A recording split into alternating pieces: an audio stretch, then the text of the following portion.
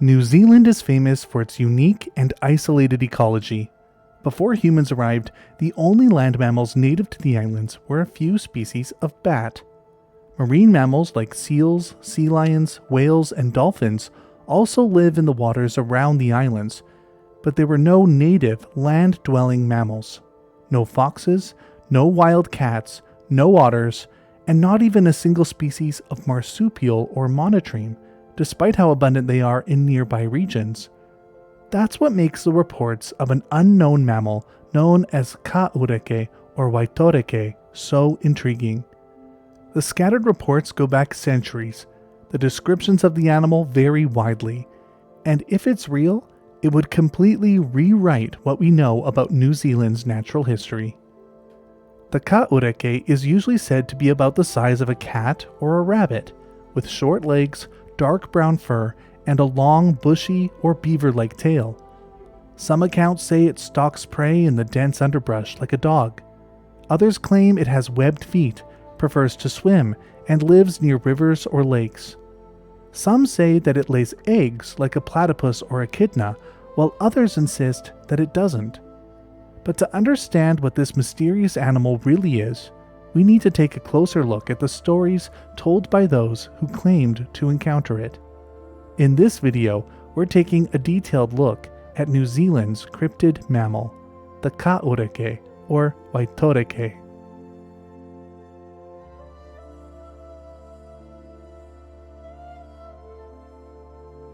As the Maori didn't have a written language, the first written report of a sighting came in 1772.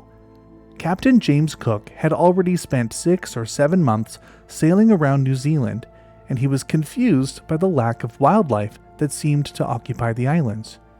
They had encountered a lot of birds, but not much else. But when the ship entered Dusky Sound, Cook would record the crew's exciting encounter with this unknown terrestrial New Zealand mammal. For 3 or 4 days after we arrived, a 4-footed animal was seen by 3 or 4 of our people, but as no two gave the same description of it, I cannot say of what kind it is. All, however, agreed that it was about the size of a cat, with short legs and of a mouse color. One of the seamen, and he who had the best view of it, said it had a bushy tail, and was the most like a jackal of all animal he knew. The most probable conjecture is that it is of a new species. Be this as it may, we are now certain that this country is not so destitute of quadrupeds as was once thought. While the report by Cook sounds plausible, it was seriously doubted by others. German naturalist Georg Forster was also on the voyage, but he didn't believe the reports of a native quadruped at all. In his 4-part work, A Voyage Round the World, published between 1772 and 1775, he offered his theories. First, he noted that a dog that the crew had on board the ship had once run away, only to reappear about 2 weeks later. Forrester noticed that the dog wasn't famished or emaciated, but seemed to have remained well fed. He surmised that this was clear evidence that the supposed jackal report was not credible, writing, "We may from hence conclude that as there is abundance of food for carnivorous animals in New Zealand, they would probably be very numerous if they existed there at all, especially if they were endowed with any degree of sagacity like the fox or cat tribes." Forster felt that if a dog-like mammal did exist there, not only would it have been more abundant, but the crew would have observed it far more than just once. Forster found that even the island's residents, the Maori, showed no evidence of ever having come in contact with such an animal. He wrote that the natives would certainly have preserved their furs as a valuable article of dress in their moist and raw climate, for want of which they now wear the skins of dogs and of birds. One crew member had personally claimed to see the animal on 2 separate mornings at the crack of dawn, saying that it was a brown animal, something less than a jackal or little fox, sitting on a stump of a tree near the tents and running off at his approach. Forster had a simple explanation for this sighting as well. As this circumstance has never been confirmed by any subsequent testimony, nothing is more probable than that the want of daylight had deceived him, and that he had either observed one of the numerous wood hens, which are brown and creep through the bushes very frequently, or that one of our cats, on the watch for little birds, had been mistaken for a new quadruped. So, had the crew really seen an unknown species of mammal? Or was it just a cat or a dog from the ship, a wandering bird, or perhaps even one of the Polynesian dogs that the Maori kept? While most doubted these early reports, many more were yet to be made.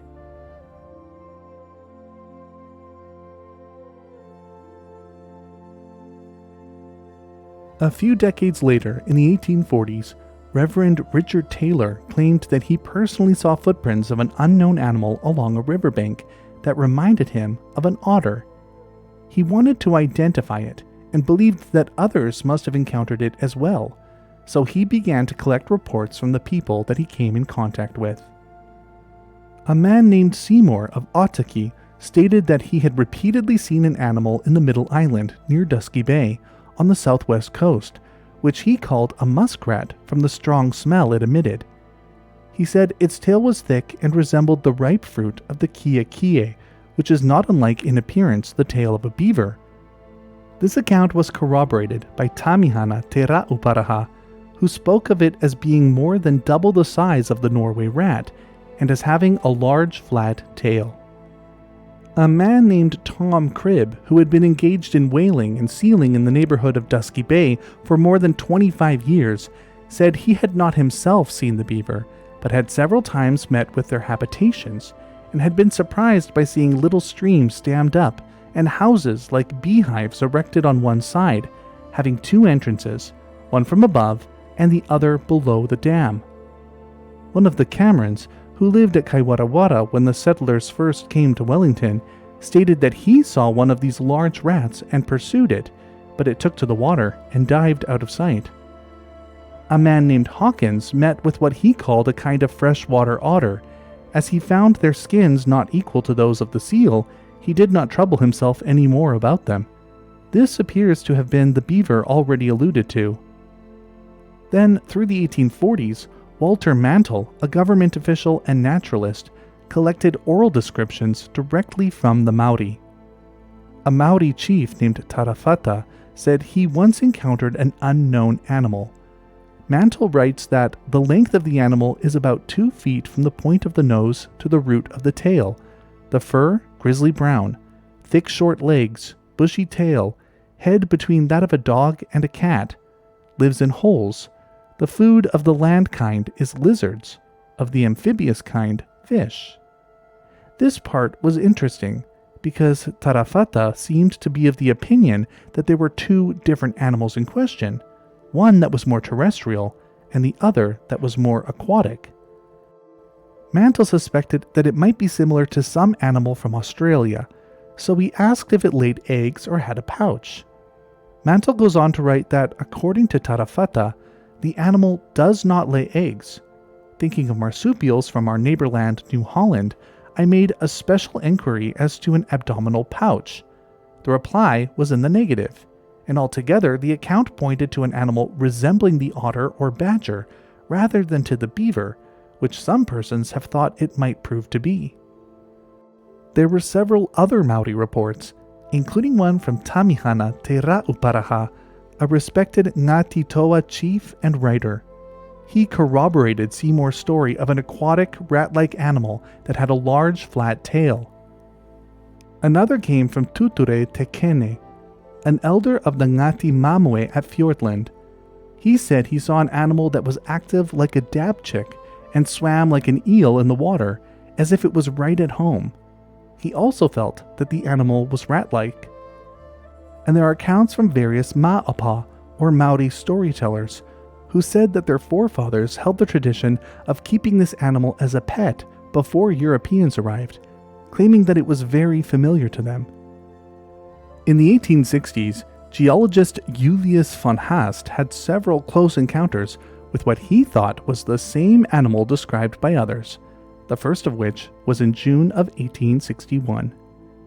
3,500 feet above the sea level, I found on the upper part of Ashburton River, South Island, Canterbury Province, In a part of the country which no man has ever visited before me, its tracks. These are similar to those of an otter, only a bit smaller. However, the animal itself was observed by two gentlemen who own a sheep farm near Ashburton, 2,100 feet above sea level. They described the animal as being dark brown, the size of a big rabbit.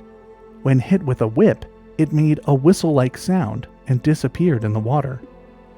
This encounter, along with other descriptions, led some naturalists at the time to speculate that it was most likely a primitive type of monotreme, or possibly an unknown endemic species of river otter. In 1868, von Haast obtained a pelt that he believed belonged to the creature. It had brown fur with white spots and no webbing between the toes. What species the pelt belonged to was never confirmed, and it has since been lost.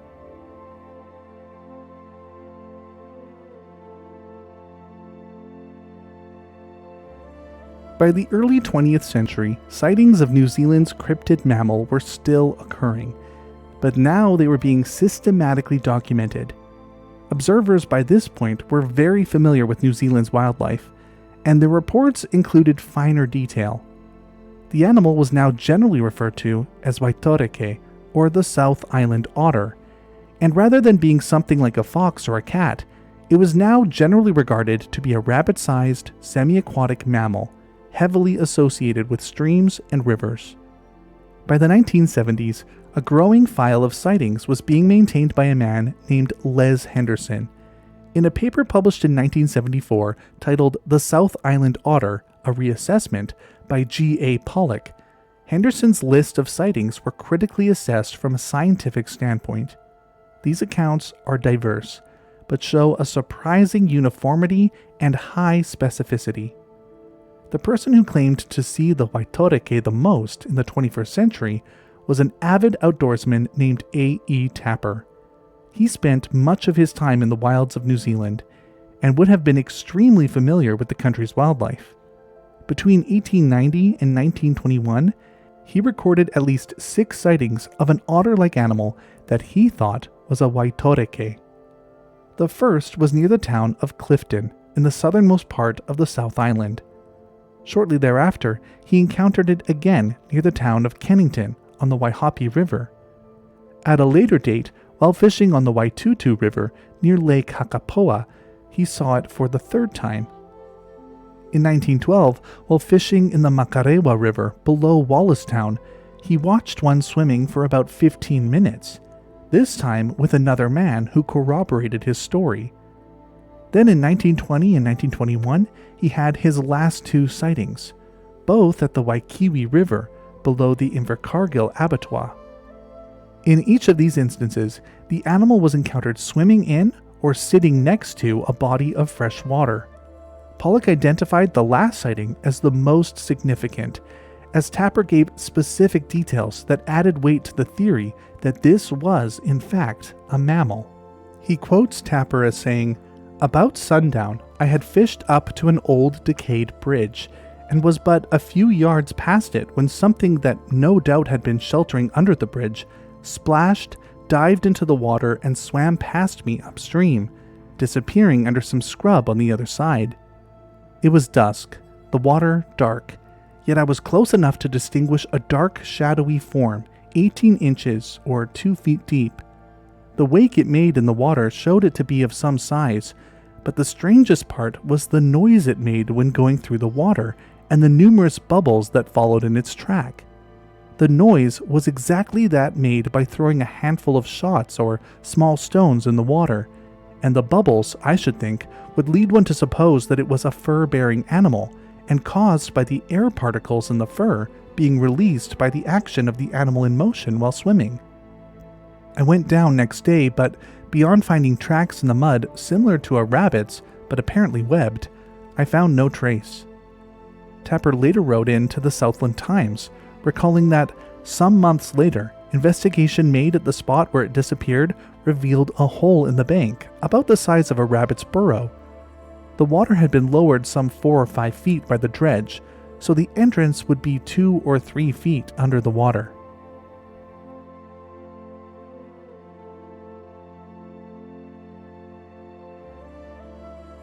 In April of 1924, a man named G.I. Moffat was fishing in the Eglinton River one morning when he saw a small dark animal running quickly in a crouching manner about 100 yards away from him. It had apparently come up out of the river, but when it saw Moffat approaching, it turned around and got back in the water. Moffat found 2 footmarks in the mud and 2 other impressions of claw marks. He described them as being bigger than a cat's, but having only 3 toes. Later, another man with the last name McHardy told Moffat that he had also seen an animal at the same place around the same time. It was a little bigger than a rabbit, mouse-colored, and it jumped out of the water onto the bank before disappearing back into the stream.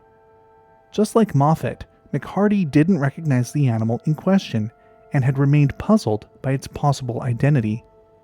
And in 1936, a Dr. J. Garfield Crawford, who was fishing along the Dunsdale stream, saw a similarly strange animal. He was on the bank with a friend when the animal suddenly emerged from behind them, darted between his friend's legs, splashed into the water, and immediately submerged itself. Garfield said that it swam with even strokes and then quickly disappeared. He was interviewed about the animal 6 years later, and to the best of his memory, he recalled that it had a mousy-colored furry coat, measured between 7 and 8 inches long, had a broad, rounded head, and a flat tail. In 1974, as Pollock was writing his article about the South Island Otter sightings, the most recent report he had access to was from nearly 20 years prior, in 1957. The animal was reportedly seen by a Mrs. O. Linscott in Thornbury. At about 3 p.m. on an afternoon in early autumn 1957, Mrs. O. Linscott was opening a gate beside a lagoon on the family farm. This lagoon drains into the Aparima River about 400 yards away and is heavily fringed with flax and willow. She saw the animal swimming across to the opposite bank. It did not submerge, but disappeared into the vegetation, and she had the impression that on reaching cover, it stopped to watch her. She saw only the head and forepart of the body, but said it had a dark, browny purple face with small pop eyes and flattish round ears. There was no noticeable neck, and the head seemed small in proportion to the body. The fur was like a cat's, but with longer guard hairs, and there were short but stout vibrissae on the head. It may be significant that at a much earlier date, Mrs. Linscott's father-in-law saw 2 animals playing in the same lagoon. This suggests the activities of a mating pair. Over the years, other farmers and hikers occasionally reported small brown aquatic mammals darting into rivers or slipping through the underbrush.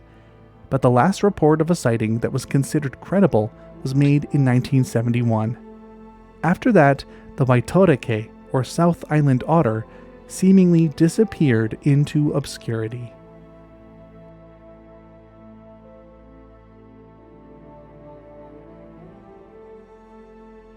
So what are we left with? Many of the earliest reports, including those from Cook's crew in the 1770s, can probably be dismissed. They don't match the majority of later sightings, and they were most likely misidentified dogs or cats, either those from their own ship or Polynesian dogs that belonged to the Maori. The account from Chief Tarafata is detailed, but the split between 2 animals seems to show some level of confusion between him and Walter Mantle. He described 2 types of animals, one that lived on land and ate lizards, and another that lived in the water and ate fish. The land-dwelling species is thought to most likely be a tuatara, a reptile well known to the Maori, but the aquatic animal remains unknown. Then there's the skin obtained by Julius von Haast in 1868. It had brown fur with white spots, something that doesn't match any other description of the Káurēke. It's likely that this was a pelt from some species of quoll, a spotted marsupial from Australia. While there's no record of quolls being brought to New Zealand in the 19th century, it's possible that one was carried over in captivity, or perhaps just its fur as part of a trade. But the skin doesn't prove anything about an unknown New Zealand species, and this piece of evidence can probably also be dismissed. Even the names Káurēke and Waitoreke aren't as traditional as they seem.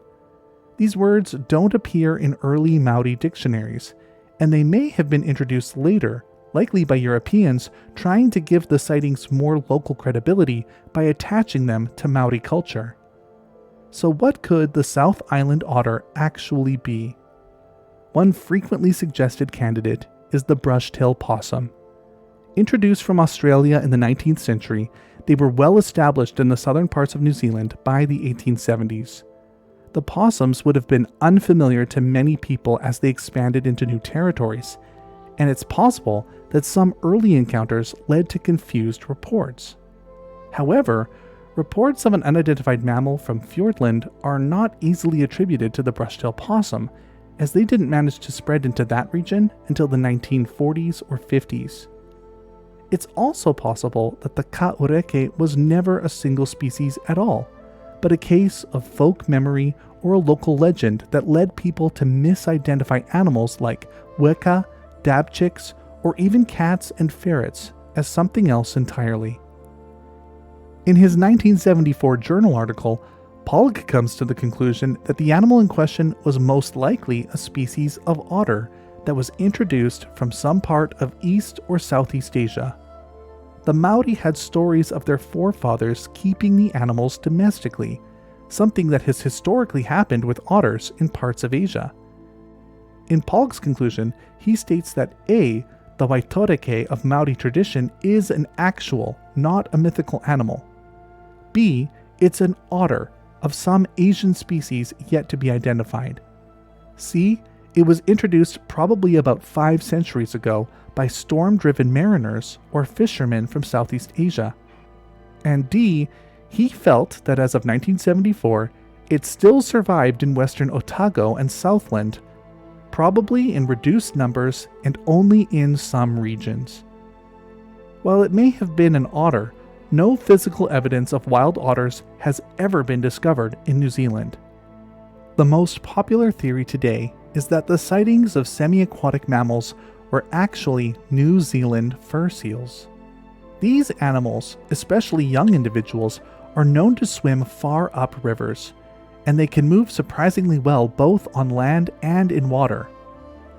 Most Káurēke sightings occurred near water or not far from the ocean. In my opinion, this is the most plausible explanation for the majority of the sightings. However, this doesn't really account for the fact that almost all of the sightings described an animal that was much smaller than a fur seal. Of course, there's always one last possibility, that the Káurēke was a real, extremely rare species, something truly endemic to New Zealand, hiding out in remote forests or waterways, and likely now extinct before it could be studied. But without any fossils, bones, photographs, or DNA evidence, there's just no way to say for sure. So for now, the Káurēke remains what it has always been, a mystery. A strange animal glimpsed through the fog of memory, history, and storytelling. And that's it for this week's video. This video started out as a list of 6 strange historical animal sightings, but I got so into the story of the Káurēke that I ended up making the video only about this one species, which means that the other 5 will likely make appearances in future videos. I need to say a special thanks to my patrons. Without their ongoing support, I wouldn't be able to make a video like this every week. If you want to support the channel, consider joining us on Patreon. The link is in the video description below. Or consider becoming a member here on YouTube by hitting the join button below the video. Members get access to exclusive perks like early video releases, special badges, and custom emojis to use in comments. Your support helps me to keep making the best content that I can. Thanks for watching, and I'll see you next time.